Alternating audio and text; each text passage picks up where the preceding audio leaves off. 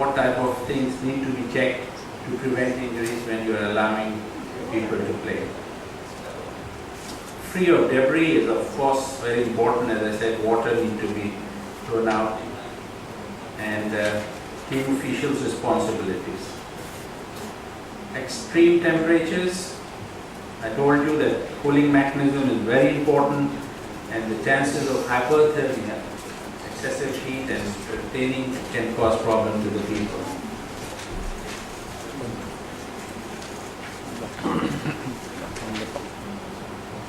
Children are more susceptible to adults. They can get overheated much earlier than the adults because they have a small heart.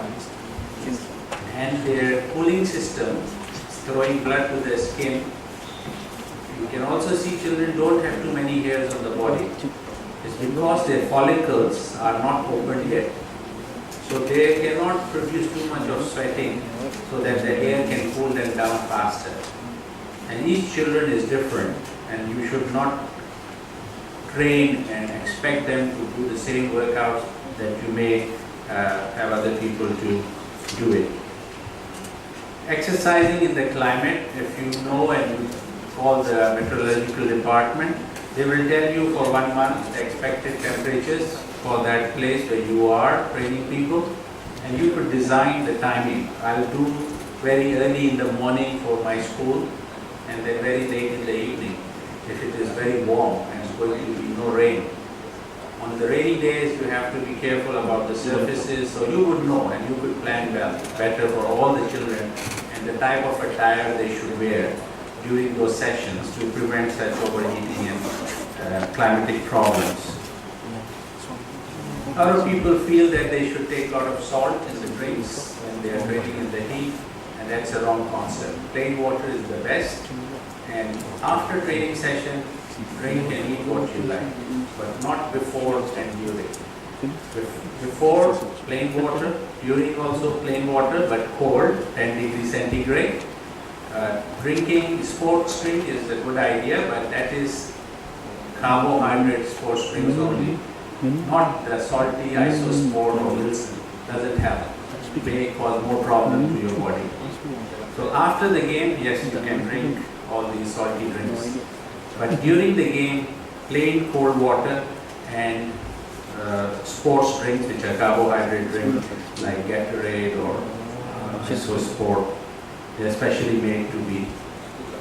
Heat stroke, God forbid, it can lead people to that severe overheating illnesses. Overcooling, people get shivering. We don't have that problem in Brunei, but I tell you, athletes who are traveling to compete overseas sometimes have to go. Even when we were in Vietnam, last SEA Games in 2003, 2001, 2003. It was very cold in Hanoi, and all Bruneian athletes found it very cold. You can imagine, but if you have not planned it before, and if you have not gone into internet to see what temperatures were there, we would have to add another 5 minutes of warm-up time into their normal routine. Sometimes the golfers had to wear the gloves to play the shot, otherwise, like Panat, you couldn't even feel the club. Although it was normal for the Vietnamese, but for us it was really cold. So you really have to tune up the people before, and that's part of your conditioning. You are expected to play in that. And you just try going into an indoor aircon court and then play in the outdoor with more heat, and you will feel the difference in 2 sessions. So pre-season conditioning is very important.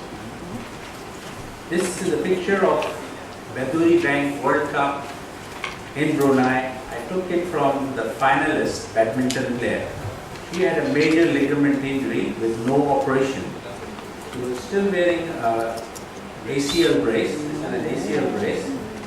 and she won the finals. She was the gold medalist in Brunei. I took this picture here. So these supports have the role there for people who are suffering with confidence or really need support. I definitely feel that some athletes can benefit from putting on support, but they need to be diagnosed properly before recommending anything. Because if you put up a support which is not strong enough, it may cause bigger injuries to the athlete. So it's better to assess the injury or get it assessed and then get recommendation for a proper support. Overuse injuries is the same thing which I told you. If your body has deconditioned, if you don't train for 3 weeks, you lose 30% of your fitness. Very unfortunate and bad news. 30%, and to bring back that 30%, you need 3 months.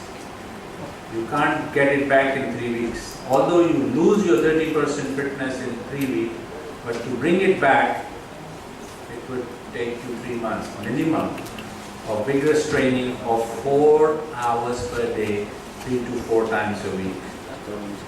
That means twice a day, 2 hours twice a day, 3 to 4 times a week. And then only for 3 months you train, you will get that fitness back. So it's easy to want, but to get it back, it's like your weight. Adivaya, you put on weight, it's so difficult to get rid of it, right? But 3, 5, 6 days of good makan can take it out. Identification of risk of injuries is important. First thing is the diagnosis. To me, if somebody gets injured, always ask or look for swelling. How quickly the swelling came in. If the swelling was big and within 10 minutes, that means the injury is serious. Okay? Second thing to look for, if the person could walk by himself or move that joint, if it is elbow or shoulder, if the person can move that joint in full range of movement after the injury.